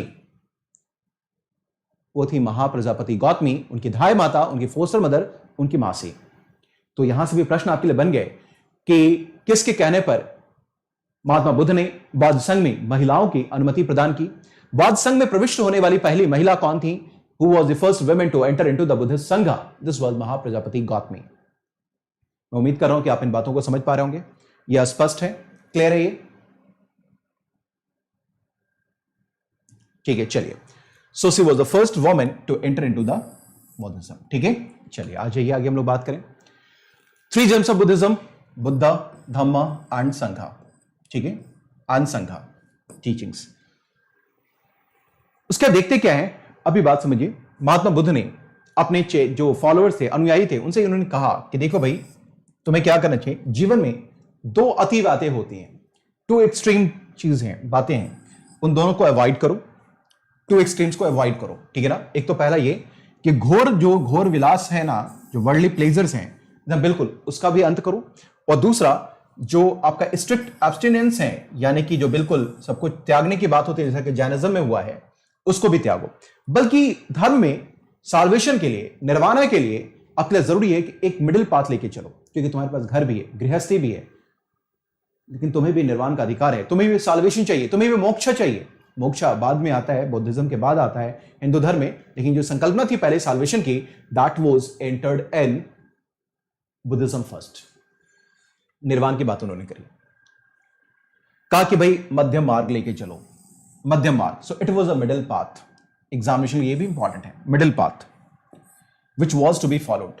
ये मिडिल पाथ क्या है, बेसिकली क्या है, ये 8 आपके पास क्या है जो अच्छा एक चीज है, ये 8 आपके पास जो है फॉलोइंग्स है, जो आपको फॉलो करना पड़ेगा। एक बात और ध्यान रखिएगा कि महात्मा बुद्ध ने अपना जो ज्ञान का प्रचार किया, सर्वाधिक उन्होंने, सबसे ज्यादा उन्होंने कौशल में, जो श्रावस्ती है, कौशल के श्रावस्ती में सबसे ज्यादा अपना उपदेश दिया। ये भी आपके लिए इंपॉर्टेंट है। इनफैक्ट ये एक बार यूपीपीसीएस के एग्जामिनेशन में, एक बार नहीं बल्कि कई बार ये पूछा गया, यूपीपीसीएस में भी, बिहार में भी ये पूछा गया है कि महात्मा बुद्ध ने अधिकतम उपदेश कहां दिए। That was in Kaushal, that was in Shravasti, which was the capital. ठीक है, इस बात को भी आपको याद रखना है, इस बात को भी बिल्कुल ध्यान में बिठा लीजिए कि किस टाइप के प्रश्न आपके एग्जामिनेशन में पूछे जा सकते हैं। स्ट्रेटवे भी क्वेश्चन आ सकता है यहां से, और स्टेटमेंट बेस्ड क्वेश्चन भी बना के पूछे जा सकते हैं। अब आइए, जो अब बात करते हैं कि उनको ज्ञान की क्या प्राप्ति हुई, कम से कम ज्ञान के बारे में बात कर ले हम लोग। उनको ज्ञान की क्या प्राप्ति हुई, दुख का कारण क्या है, ठीक है ना। उनको ये बताया कि महात्मा बुद्ध को ये पता चल गया, जो ज्ञान की प्राप्ति हुई, कि जो संसार है ये दुखों से भरा पड़ा हुआ है। 4 आर्य सत्य में उन्होंने ये बातें कही, कहा कि जो पूरा का पूरा दुनिया है, ये पूरा वर्ल्ड है, ये दुखों से भरा पड़ा हुआ है। It's a full of sorrow, यानी दुख से भरा पड़ा हुआ है। सफरिंग, दैट इज दुख, is the essence of the world. उन्होंने ये बात कही और कहा कि सारे दुख का कारण है, दैट इज कॉल्ड समुदाय। ठीक है ना, उन्होंने कहा कि दुख का कारण है, कॉज है, there is a cause of dukkha, that is called Samudaya. इसको बोला गया बुद्धिज्म में। लेकिन कहा कि अगर कोई समुदाय है, यानी कि दुख का कारण है, ठीक है ना, तो इसको समाप्त भी किया जा सकता है। It could be extinguished also, जिसको बोला गया निरोध। ठीक है, रोकना, रोका जा सकता है। ठीक है, और ये रोकेंगे कैसे? तो जो अभी मैंने बोला था ना कि जो मिडिल पाथ है उसको फॉलो करके, जिसको बोलते हैं हम लोग अष्टांगिक मार्ग, that is called 8 fold path, आपको फॉलो करना पड़ेगा। ठीक है, इसका मतलब क्या है कि जो ज्ञान की प्राप्ति उनको हुई, उनको यह पता चला कि जो दुनिया है ये दुखों से भरा पड़ा हुआ है, और इस दुख का कारण है इच्छा, योर डिजायर, तृष्णा। अगर इस तृष्णा का अंत कर दिया तो तुम्हें मोक्ष मिल जाएगा। यही था कि उन्होंने कहा कि संसार दुखों से भरा पड़ा हुआ है, यानी कि दुख का कारण है। वो कारण क्या है? समुदाय का कारण क्या है? That is your desire, your तृष्णा, इच्छा। तृष्णा है, डिजायर है, ठीक है ना, दिस इज योर डिजायर। और इस डिजायर को रोकने का भी कारण है, दैट इज कॉल्ड निरोध। ठीक है ना, और ये कैसे रुकेगा, कैसे इसका निरोध करेंगे? तो फॉलोइंग अष्टांगिक मार्ग, that is called 8 fold path. ये आप इसको फॉलो करके क्या करेंगे, आप इसको आगे बढ़ेंगे। सर मैम समझ पा रहे हैं ये? सो 8 fold path, that is called middle path, जो ना तो बहुत स्ट्रिक्ट है और ना ही तो बिल्कुल इजी है। अब ये 8 फोल्ड पाथ क्या क्या है? तो ये 8 fold path consist of various interconnected activities related to knowledge, conduct, and meditative practices. Right view, samyak darshan, right intention, right speech, right action, right livelihood, right mindfulness, right effort, right concentration. ठीक है, ये सारी बातें यहां पर है, आपको 8 चीजें आपको ध्यान में रखनी होंगी, ठीक है। ये 8-fold पाथ है। So the ultimate goal of Buddha's teaching was the attainment of nirvana, that is called salvation, which was not a place but an experience and could be attained in this life, ठीक है ना। और इसको आप निर्वाण को इसी धरती पे इसी जीवन में प्राप्त कर सकते हैं, दैट इज कॉल्ड salvation। अब आपको मैं बार बार कह रहा हूं कि हिंदू धर्म से पहले, सबसे पहले बुद्धिज्म में ही salvation का कंसेप्ट आया, बौद्ध धर्म में ही, दैट इज कॉल्ड निर्वाण। इसको पाली भाषा में बोला गया निबाना, ठीक है ना, निबान, अदरवाइज को बोलते हैं निर्वाण, salvation, यानी कि बुद्धिज्म में सबसे पहले salvation का कंसेप्ट आया। क्वेश्चन अगर पूछ रहे आपसे कि सबसे ज्यादा पहले जो salvation का कंसेप्ट है वो किस रिलीजन में आया, this was in Buddhism and later on it was crept in Hinduism, ठीक है। सो ये याद रखिएगा sirs and ma'ams, that is again very important, ठीक है। अब आइए हम लोग नेक्स्ट क्लास में बात करेंगे हम लोग बुद्धिस्ट टेक्स्ट के बारे में, ठीक है। बुद्धिस्ट टेक्स्ट के बारे में हम लोग बात करेंगे नेक्स्ट क्लास में। बुद्धिज्म जैनिज्म करने का फटाफट हम लोग रिलीजन को खत्म करेंगे, और मैं हो सकता है कि वीक डेज में भी आपकी क्लासेस ले लूं जब भी मुझे टाइम मिलेगा। इस बार के लिए आश्वस्त रहिए कि सैटरडे संडे फिक्स है आपका इसी वजह 4 बजे से, और वीक डेज में जब भी मुझे टाइम मिलेगा definitely I will take your classes. तो आप लोग बिल्कुल इस चैनल पे बने रहिएगा, अनअकैडमी के यूपीएससी के चैनल पे अपना प्यार देते रहिएगा, विश्वास जगाते रहिए, और जितने भी लोग हैं जो बिछड़ चुके हैं अभी तक हमसे कोविड-19 में, वापस उन सभी को इस समागम में लेकर के आइए। मैं आप सभी का इंतजार करूंगा, प्रतीक्षा रहेगा आप लोगों के साथ फिर से जुड़ने का। कल भी मिलेंगे शाम के 4 बजे, यहां से हम लोग आगे को बात को बढ़ाएंगे। So till then bye bye, take care everyone with lots of love and blessings. No till then नहीं, आज रात के 9 बजे भी क्लास है। कौन सा? Master series of ultra critical topics of polity, जहां से क्वेश्चन देखने को जरूर मिलेगा, ठीक है। So I hope you must have enjoyed this session. कैसा लगा session? Don't forget to comment, जरूर लिखिएगा। जितने भी मेरे बिछड़े हुए भाई बंद हैं जरूर लिखिएगा, मैं इंतजार करूंगा, ठीक है। So till then bye bye, take care everyone. रात के 9 बजे जरूर मिलते हैं master series ultra critical topics में। Till then bye, take care everyone with lots of love and blessings.